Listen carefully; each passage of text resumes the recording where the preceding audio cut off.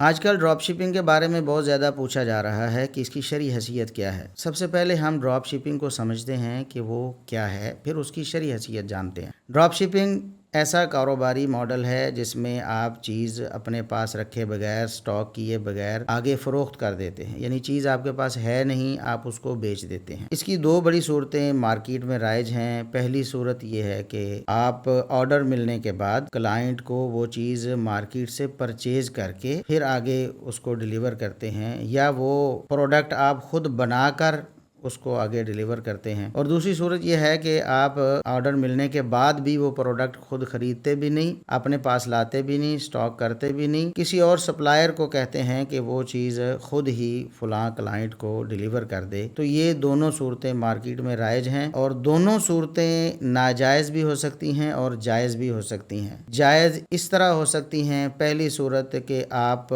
Order ملنے کے بعد کوئی چیز مارکیٹ سے پرچیز کریں یا کوئی پروڈکٹ بنائیں اور پھر آگے ڈیلیور کریں، لیکن گاہک کو پہلے ہی بتا دیں، واضح کر دیں کہ میرے پاس یہ پروڈکٹ ابھی موجود نہیں ہے، آپ آرڈر دیں گے تو آپ کے آرڈر کے مطابق ان خصوصیات کی حامل چیز میں آپ کو بنا کر یا مارکیٹ سے پرچیز کر کے آپ کو ڈیلیور کر دوں گا۔ گاہک ایگری کرتا ہے تو یہ بالکل جائز ہے، اور اسلام میں اس کو بیع سلم بھی کہتے ہیں یا بیع سلف کہتے ہیں۔ آپ سال 2 سال پہلے بھی کسی سے آرڈر لے سکتے ہیں، پیمنٹ ایڈوانس لے سکتے ہیں، بعد میں پروڈکٹ خود بنا کر پیدا کر کے یا پھر کسی سے پرچیز کر کے مارکیٹ سے آپ اس کو آگے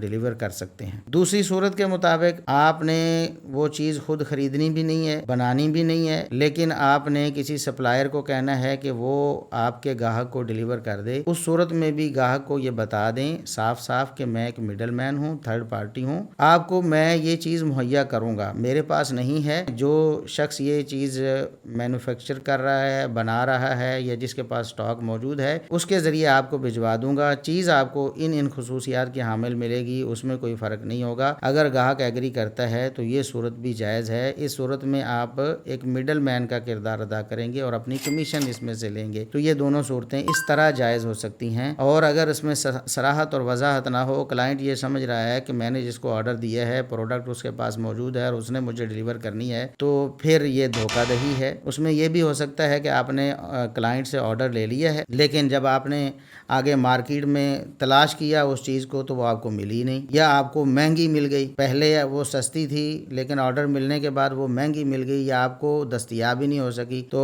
گاہک نے آپ کو آرڈر دیا، آپ نے آرڈر ریسیو کیا، آپ نے آرڈر کنفرم کر دیا، اس کے بعد آپ کو چیز ملی نہیں، تو گاہک کی حق تلفی ہوگی اس میں۔ اسی طرح اگر آپ نے گاہک کو یہ تاثر دیا کہ چیز تو میرے پاس موجود ہے لیکن وہ آپ کے پاس موجود نہیں تھی، وہ کسی تھرڈ پارٹی کے پاس موجود تھی، اور آپ نے بعد میں اس تھرڈ پارٹی کو کہا کہ میرے کلائنٹ کو چیز آپ آگے ڈیلیور کر دیں، تو یہ بھی دھوکہ دہی ہے۔ گاہک کو یہ پتہ ہی نہیں کہ آپ درمیان میں کمیشن لے رہے ہیں۔ یہ چیز اگر واضح ہو تو اس میں کوئی حرج نہیں، اگر واضح نہ ہو تو یہ جرم ہے۔ نبی کریم صلی اللہ علیہ وسلم نے 2 ٹوک الفاظ میں فرمایا ہے کہ آپ ایسی چیز بیچ نہیں سکتے جو آپ کے پاس ہے نہیں۔